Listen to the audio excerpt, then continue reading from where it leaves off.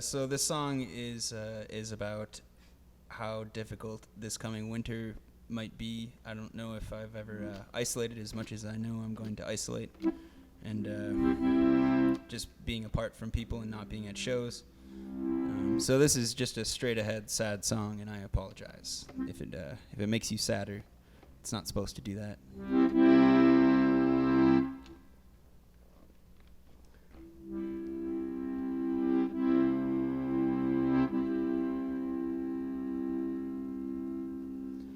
It's dark when your day's begun,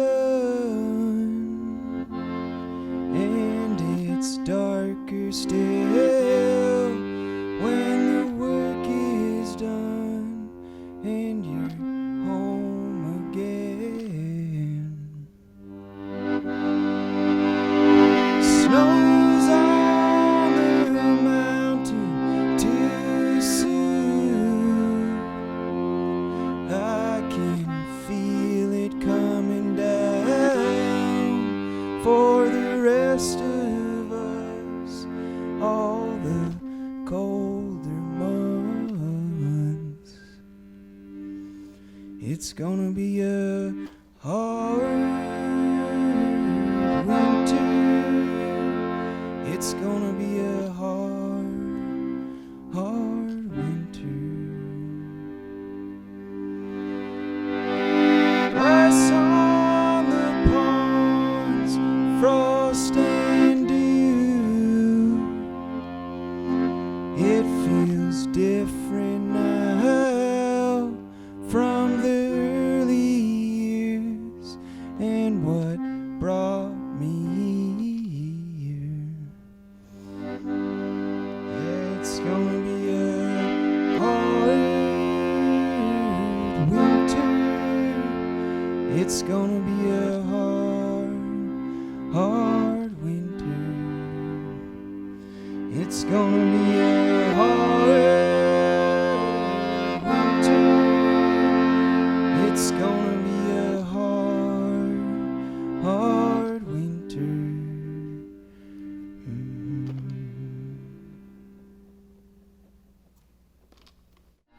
So I had a job at one point that involved sharing a space with the person who I alternated shifts with, and so we lived in this same room at a sawmill, and he worked 10 days and I worked 4, so I didn't leave anything there. I kind of just like did my 4 days and took off, but he spent quite a bit of time there, so he amassed a lot of things that are apparently his hobbies, I assume.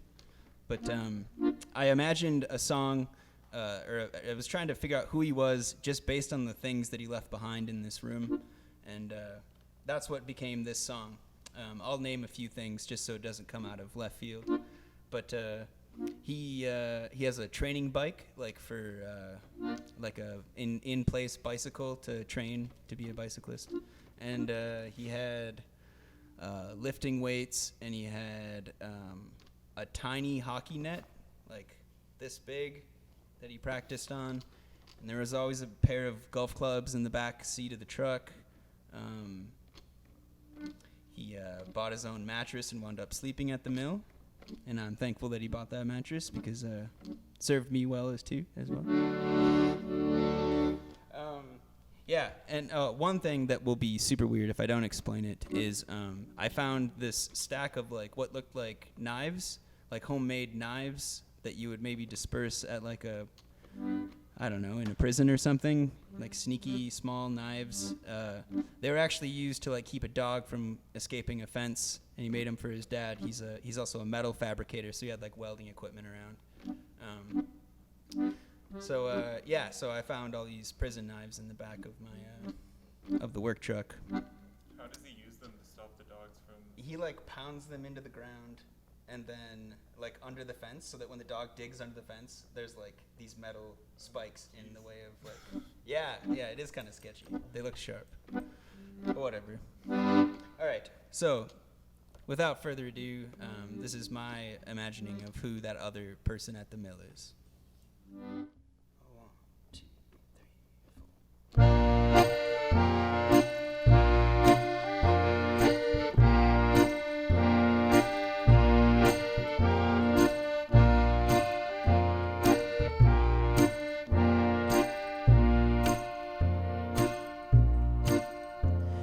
He's a training athlete, sleeps on a blow-up mattress.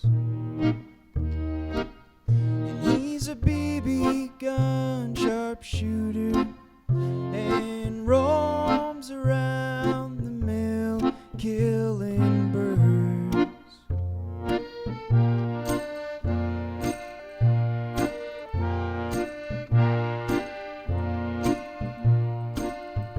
He's a two-screen gamer, Red Seal welder, but makes prison knives from sheet metal, not working for a company instead.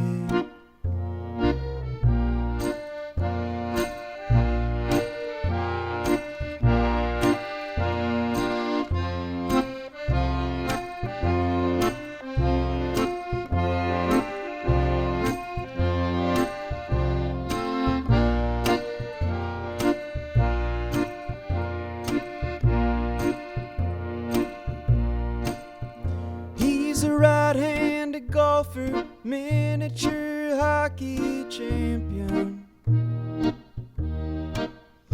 and never lost a match, 'cause the only one he plays against is himself.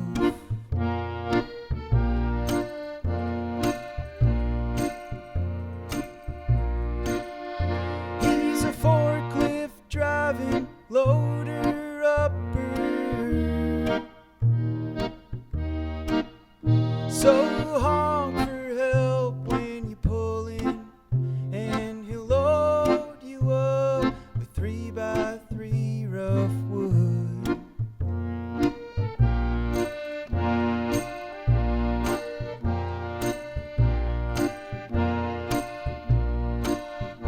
Yeah, keeps all the records, receipt collector.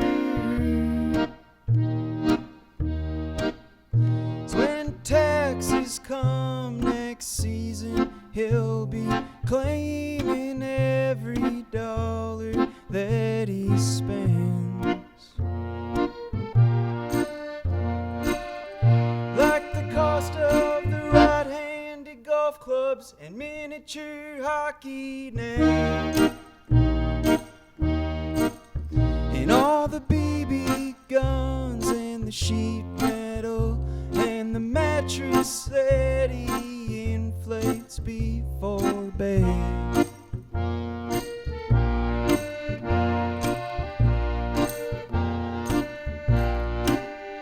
'Cause he's a training athlete, sleeps on a blow-up mattress,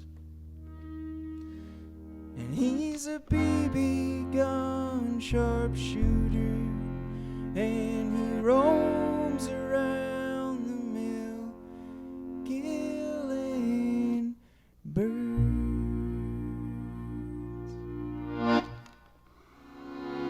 I come from Maine, and I live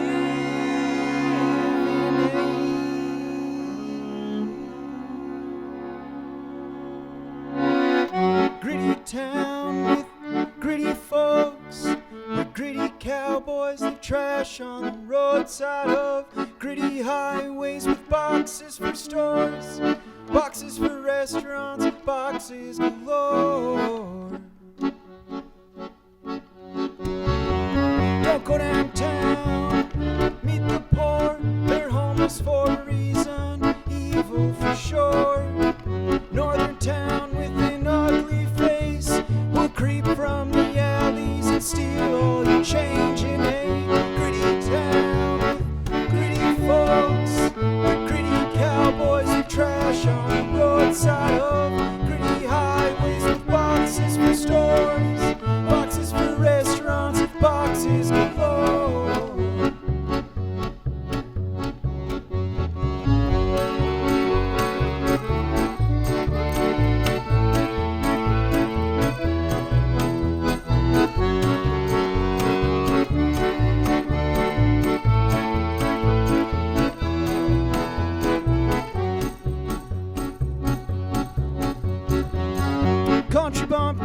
town's no real prospects. Rotten pumpkins and big city rejects. Came on a contract, came here for school, came here to party. Now you're stuck here like fools in a gritty town, gritty folks, gritty cowboys with trash on the roadside of gritty highways with boxes for stores, boxes for restaurants, and boxes galore.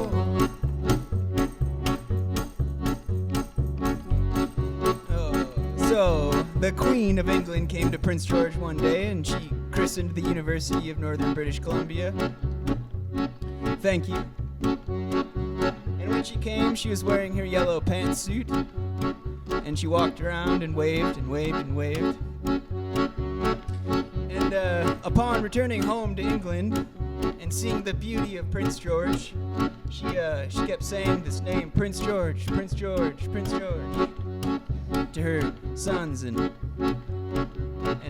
all her family members, all the royal people.